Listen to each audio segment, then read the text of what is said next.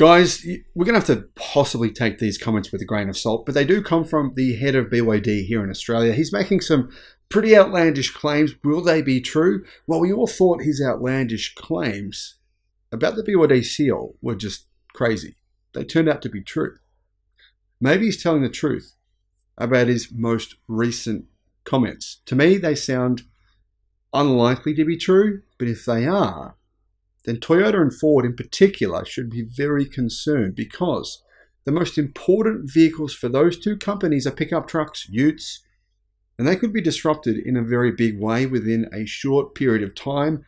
BYD's ascension over the past 24 months has been staggering. Now, they're going after the pickup truck and the ute market. I'd be a bit concerned if I was the competition. Hello, my friends. Welcome to the channel. I'm Sam Evans. You're watching the Electric Viking. Just got to say a big thank you to your support this year. It's been a pretty challenging year, I think, for a lot of us, and I've had a pretty tough year, to be honest, physically, emotionally, all those things. But you guys have been just incredible. So it's really helped. I know it sounds a cliche, but kind of reaffirmed my faith in the kindness and generosity of so many people.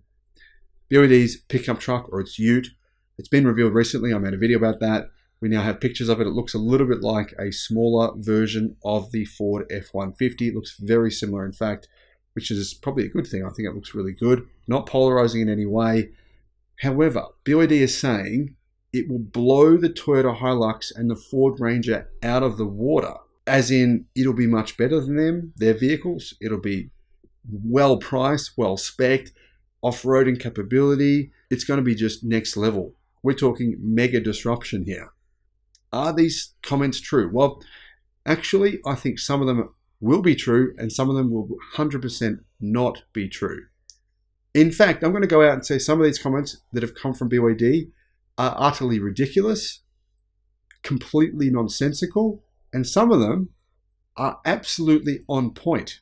I really think we've got a situation here where some of these statements that BYD Australia's head have made are ludicrous, and some of them are exactly correct. It's like both sides of the story here. So what am I talking about? Well, first examples of BYD's pickup truck are arriving down under soon.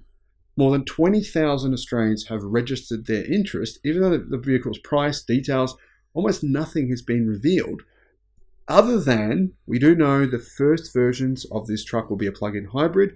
Subsequent versions will be fully electric. Now, I should warn you guys, plug-in hybrids, fire risk in plug-in hybrids is astronomical. They're far worse for fires than gasoline-powered cars.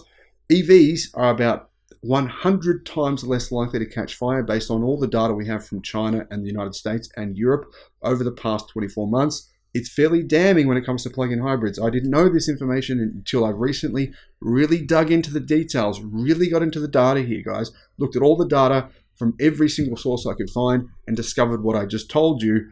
My suggestion is be wary about the plug-in hybrid craze. I don't believe that it's necessarily the best strategy here. But maybe if you need the range extender, which is what this will have in its first version before it becomes EV only, maybe it is an option. It's just worth considering what I've just said. There's been a lot of criticism in China of BYD's cars catching fire. People have said it's their EVs. It's not. We know from the data that's even come from the Chinese government that it's actually the plug-in hybrids. It's not their EVs with blade batteries, which are very safe. Anyway, here's what he had to say. I'm talking BYD Australia. The thing is the car. Everyone in the market for a pickup truck or a ute will want to be driving it. He told car sales at the Japan Mobility Show. It does everything and more.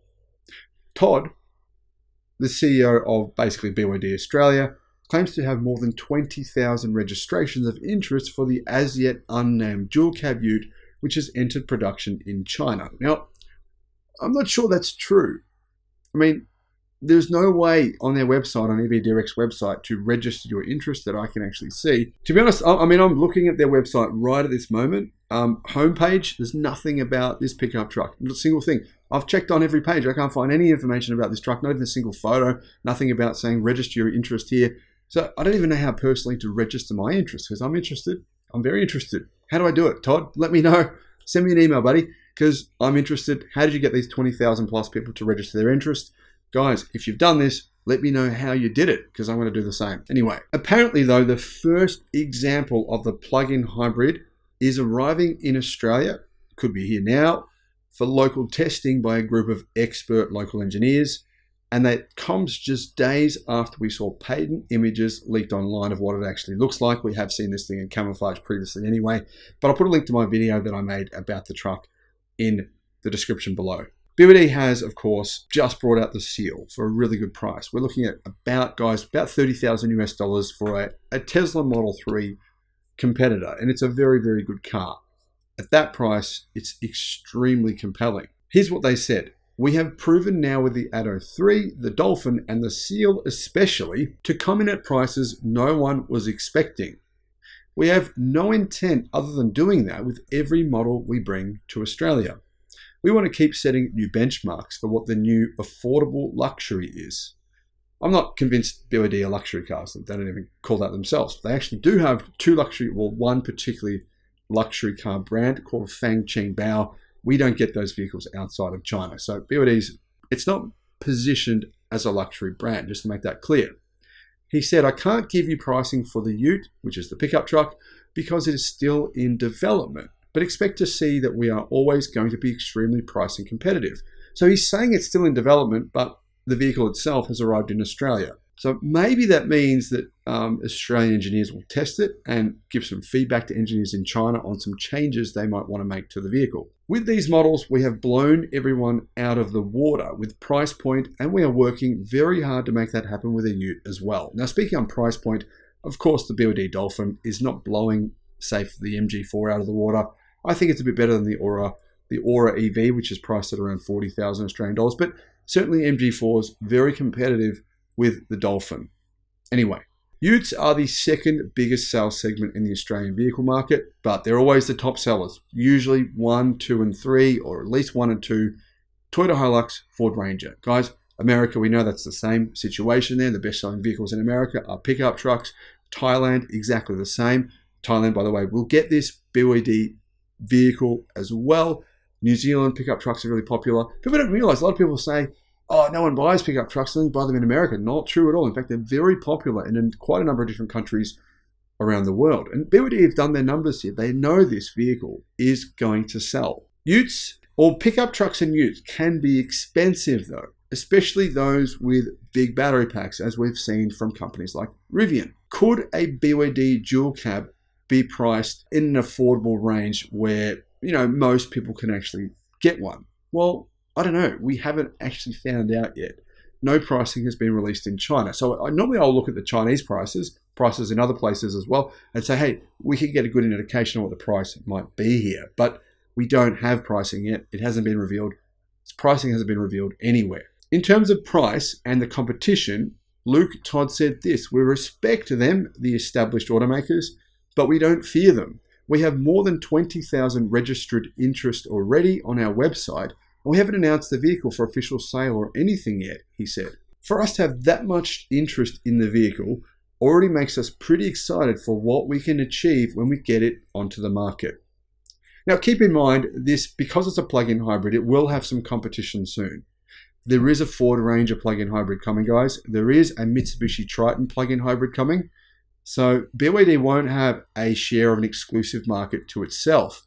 It doesn't have the only electric pickup truck or electric Ute available in Australia or Thailand. There are other options as well. I mean, keep in mind, there's also Isuzu working on an electric pickup truck. So I'm not really personally convinced that BYD will have as great of a time in terms of sales, because it won't have an exclusive market position, and it has really no brand in Australia or other countries when it comes to kind of that segment of vehicle.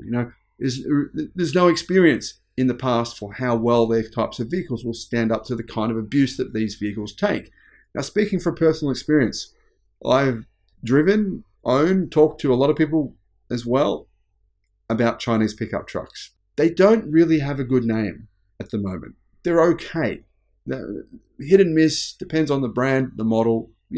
To be honest, at this point in time, people are definitely still very wary They're not wary about, I don't think, Chinese-made cars. There's a lot of Chinese-made cars that are really good. I mean, BMW makes some cars in China. Tesla's making them. Lots of companies are making them. But when it comes to the pickup truck segment, they don't really have a big pickup truck market. The pickup trucks they sell, Great Wall, LDV, there's a couple of other brands. They're not really perceived as being all that good in Australia anyway. Now, while BYD has no previous experience with utes, Todd said the quality of recent products such as the Seal is evidence it will be at the top of its class. Now, this is actually unfortunately wrong. If we look at this claim, guys, I'm sorry if I hurt anyone's feelings about BYD, because I know there's a lot of people who now love the brand. The truth is, the most unreliable vehicles that more people are complaining about than any other vehicles in China are BYD plug-in hybrids. In fact, if you look at the 10 most unreliable vehicles, and I'm not talking about random companies here, I'm talking about the big car companies in China, of the 10 most unreliable vehicles, 5 of them are BYD plug-in hybrids. They've posed a lot of problems. I mean, we're talking average of 200 complaints per car for some of these plug-in hybrids in China. That does have me a little concerned.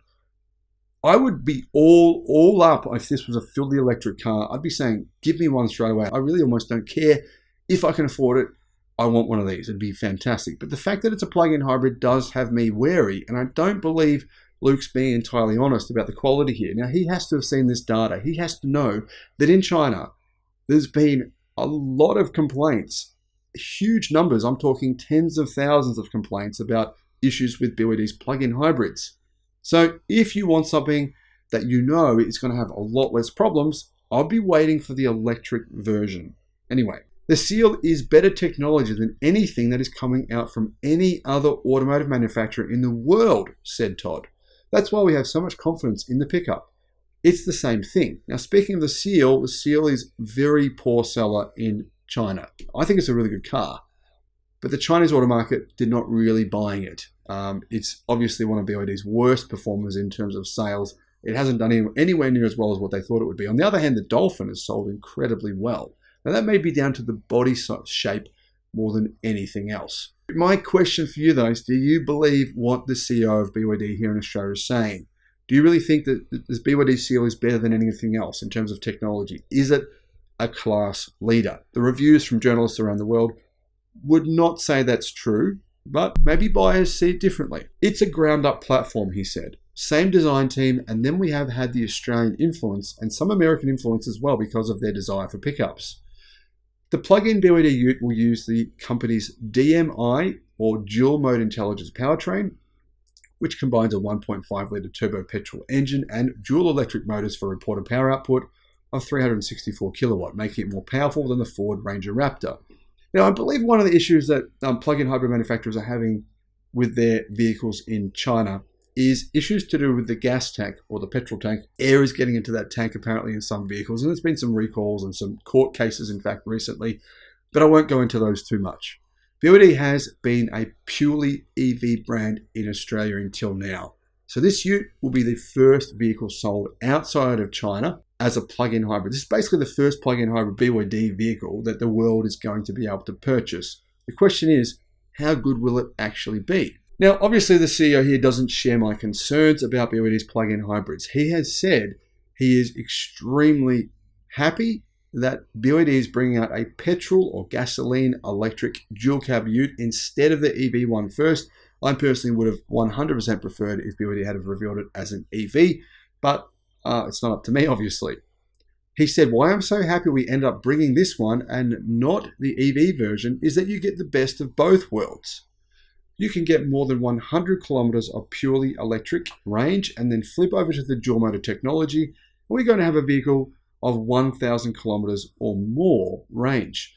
Now, if this can get 1,000 kilometers, meaning the fuel tank needs to carry enough fuel for 900 kilometers of range, that would mean it will have a bigger fuel tank on board than most of the utes and pickup trucks you can buy in Australia today, meaning I'd be very surprised if that was actually true. But if it is, 1,000 kilometers, you could drive from Melbourne to Sydney in one trip, and that's quite an achievement. I'd be amazed if it did. But it would make it a very, very, very, very, very heavy vehicle. It would unquestionably be the heaviest ute in this size ever made worldwide. I cannot find another vehicle that would be this heavy because it would have to have a huge fuel tank. Now I'm talking about you fill the fuel tank up to its full capacity, then you've got a very large fuel tank with a pretty big battery as well. Obviously to get more than 100 kilometers of range from the battery is meaning it's going to have a fairly sizable battery on board. It also has to have electric motors for that battery, plus then it needs the internal combustion engine. You're talking about a lot of technology, complexity, and therefore it will unquestionably be extremely heavy. However, Luke Tont said it's a game changer in my opinion. Now, one of the things I think is a really cool feature is that even though it's a plug-in hybrid, it does, like some other plug-in hybrids, come with vehicle to load, meaning you can plug in your camping equipment, power tools, your laptop, any other electrical equipment you want to use. You can basically plug in your caravan to this ute. And that's something a lot of ute buyers or a lot of pickup truck buyers will love. People buy external battery packs. They put them in the tray, put them in under the ute, they put them somewhere. That's a very, very common upgrade. You won't have to do that with this, and you'll have a big battery pack that will enable you to run all those things at your campsite, plus your work site. So that is kind of a cool feature. That's definitely a big improvement over just an internal combustion vehicle. Now, Todd admitted that some key ute numbers, such as power, torque, payload, and brake towing capacity, well, they haven't decided on what those are. They haven't been finalized yet. The EV's target range between recharges is also yet to be publicly named. Now, if he says that they don't actually have those numbers yet, if they don't know the power, they don't know the torque, they don't know the payload, and they don't know the brake towing capacity, how does he know the range? I'm curious to know. If there's an answer to that question, I'd love to hear it. He said we already know a towing number, but what we are doing in Australia is pushing it to an even higher level to see what we can comfortably advertise it at. So they have a towing number, but they want to increase that towing number. So they're going to push it to see how capable it actually is in Australian conditions. It won't be the highest towing capacity in the segment, but it's definitely not the lowest either, he promised. Now this is a big deal, guys. There's hundreds and hundreds of articles on the towing capacity of utes. Pretty much all of the premium segment now, Toyota HiLux, Ford Ranger, Mitsubishi Triton, all the big sellers in this niche can tow 3,500 kilos. So around 7,500 pounds. If it doesn't hit that 3,500 kilo mark, a lot of this interest will cancel their orders. There's no question. That's a big issue for a lot of buyers. A very large number expect a minimum of 3,500. That's just the benchmark. If it doesn't tow that, which is what I believe he's suggesting, they will have possibly some challenges with getting sales for the vehicle. Now, guys, my advice here is if you're interested in this and you have to get a pickup truck, register your interest. I don't know how you do that, but register your interest. But I'm definitely going to hold out for the EV only version. I'm interested to know about this vehicle, but I think the EV only version will be better. It will have less compromises and actually be the better vehicle. But anyway, let me know your thoughts in the comments. Thanks for watching.